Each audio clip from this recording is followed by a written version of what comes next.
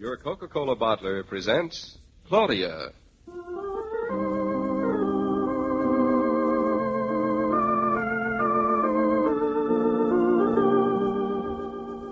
Claudia, based on the play and novels by Rose Franken. Brought to you transcribed Monday through Friday by your friendly neighbor who bottles Coca-Cola. Relax, and while you're listening, refresh yourself. Have a Coke.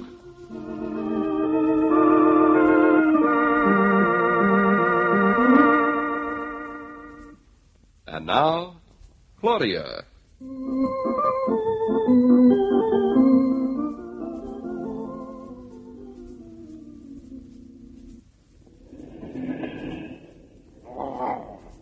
don't have to growl any more, Bluff, because we are going to move to the country. Just as soon as we take David to lunch with Hartley, it's all going to be forgotten. David promised to listen to Hartley's advice. Oh, I hope he won't be too disappointed when he hears it. Taxi! Hey, taxi, are you taken? David! Yes, sir. No, sir. Hey, since when is our convertible a taxi? That's fine, taxi. I want you to drive me 3 times around the park and then take me to the Calumet Club, and I have to be there in 3 minutes. But no, don't hurry. Jump right in, sir. I have. I don't know how you talked me into letting you take the car. I thought we agreed you weren't going to do any more driving. I'm only going right home. You better had. I'm going to call you there the minute I'm through lunch. I'm just dying to hear what Hartley's going to say about the house. What's so worth dying about in what Hartley says? Well, I think Hartley's pretty smart about houses and things like that. I know, but I've been thinking about it all morning, and I don't exactly see why we should be too upset just because Hartley doesn't like it. But, David, you said at breakfast that Hartley's very smart about investments and money and all that. That's what buying a house is, isn't it? Well, it is. And besides, if we're going to be married to the soil like real farmers, I think the least you can do is ask your brother about taking someone new into the family. Hartley really wouldn't care who we brought into the family, except for you. As far as Hartley's concerned, there are only 2 kinds of people. The people who have stomach trouble and other people. That's a very nice way to talk about your brother. Hartley would be the first to admit it. I'm just trying to tell you that we shouldn't put off buying a farmhouse just because it has a gravity spring instead of a stomach pump. But if he does like it, wouldn't you feel a lot better about buying it? Not particularly. You know you would. I would. Well, we'll listen to what Hartley says and then use our own judgment. But I hope you won't be too disappointed if he thinks we shouldn't buy it. Oh, David, I know I won't be disappointed. I hope you won't be. Don't worry about me. David, why does Hartley belong to a club? Why can't men read their newspapers at home? They get asked too many questions. I think they'd love to be asked questions. Do you? Of course. People only ask questions when they think you know the answers. Nobody ever asked me any. I wonder why. I wonder. Well, here we are at the Calumet Club. Just pull over, driver, and let me out. Here you are, sir.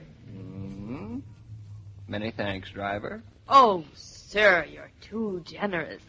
Now, you go right on home, and don't drive around. Give Hartley my love.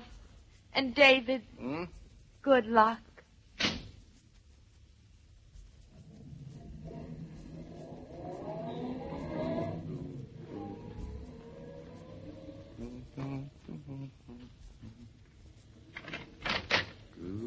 Good afternoon, sir. Good afternoon. I'm the guest of Mr. Naughton, Mr. Hartley Naughton. Mr. Naughton? One moment, sir, while I look at the board. Oh, yes. Mr. Naughton, I'm afraid, has not come in yet. Oh, well, I'll wait for him here. Wouldn't you prefer to wait for Mr. Naughton in the lounge, sir? Certainly, if that's all right. I'm not a member, you know. Quite all right, sir, if you will follow me. Just this way, sir. I hope I don't wake anyone. I think we shall be all right, sir.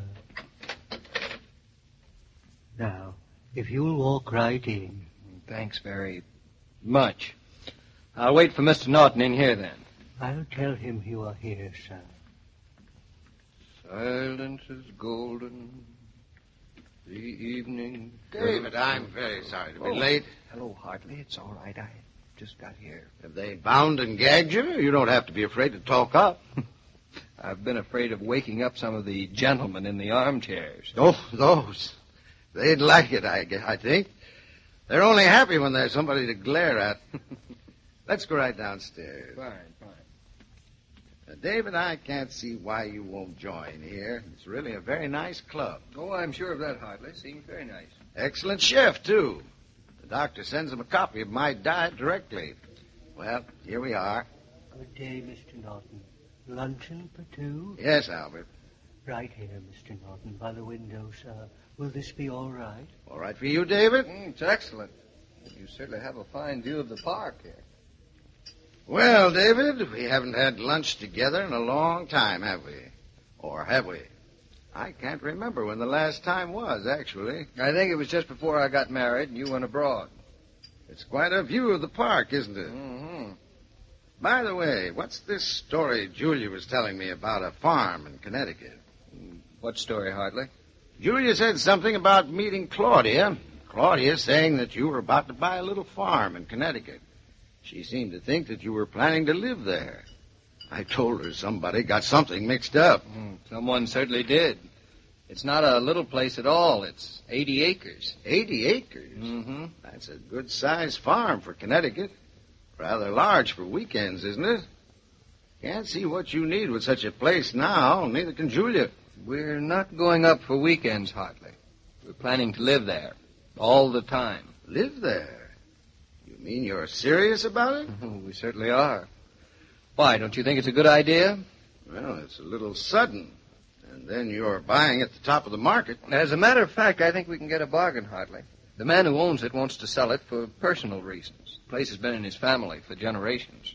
Well, some of those very old colonial houses have very fine lines. They're a temptation to people from New York to come up and play cute all over the place. I must say I don't like that. What about the grounds? Have you got a better view than this? Than Central Park, you mean? And the park doesn't give one any trouble. It's not up to me to get a gardener to keep the grounds clean. David, whenever I've bought a place, I've regretted it.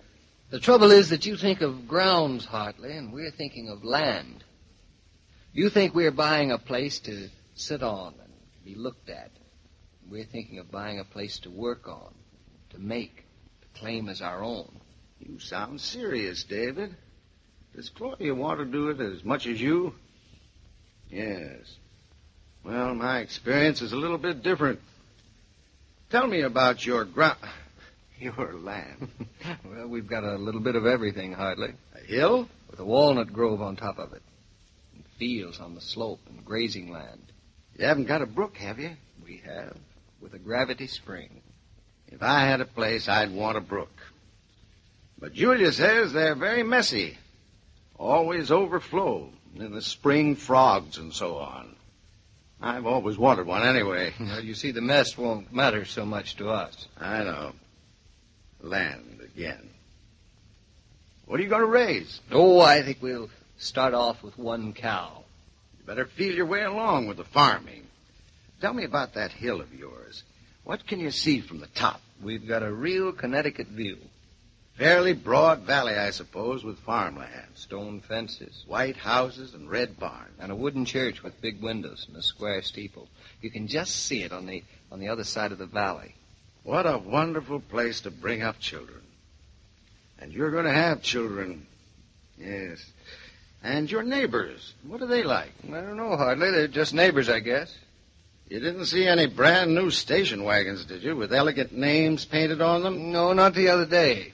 Nor any very low license numbers either. You're sure those farms you saw aren't really golf clubs, and that when you talk about farming, you don't mean getting in about 60 other people to do the work. I do not.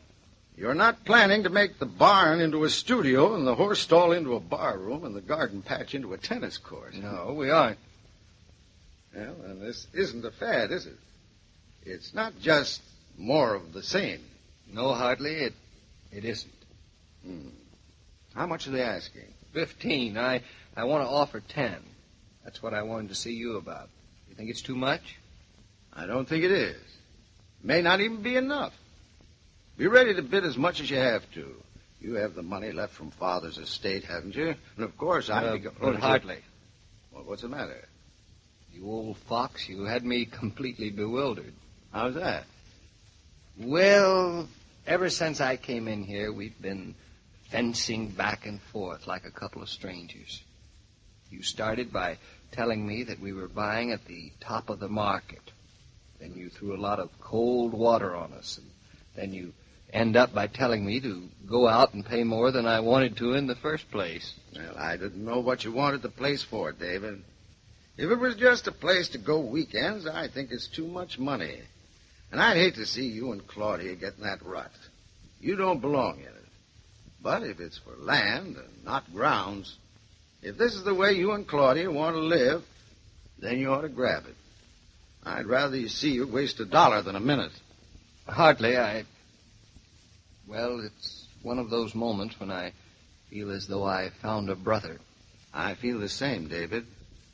I suppose it's a shame, too, that we both sound so surprised. Surprised? Say, Claudia will really be surprised when she hears what you've been saying. You haven't any idea how excited and happy it's going to make her, Hartley. Go call her right now and tell her what a lucky husband I think she has. David, don't try to answer this, but you know how lucky you are. Now get to that phone. It's just behind that column. I'm getting.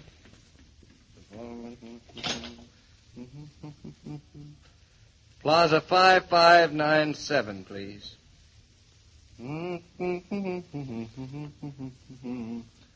farmer takes a... Oh, hello. Hello, darling. Did Bluff get the car home all right? Yeah, of course, that's why I called. And to tell you, thanks for suggesting this talk with Hartley. Yeah, you made everything very clear. Yes, darling. Thanks to you. I'm taking Hartley's advice, and we're going right ahead. I'm sending in my bid tonight. We're going to buy the farm. Claudia? Claudia? Claudia, what's wrong? Has something happened? Are you all right?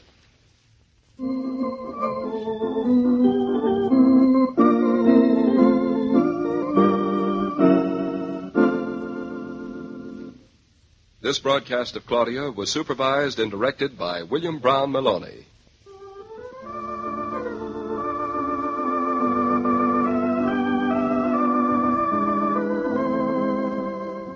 Sociability flourishes when Coke is passed around. No need to bother with glasses. Just bring on the frosty bottles and an opener, and guests are all set for the pause that refreshes. But be sure you have plenty of Coca-Cola in the refrigerator, because it always goes fast. Ask the man of the house to have a case put in the car next time he stops at the service station, or order a case from your grocer.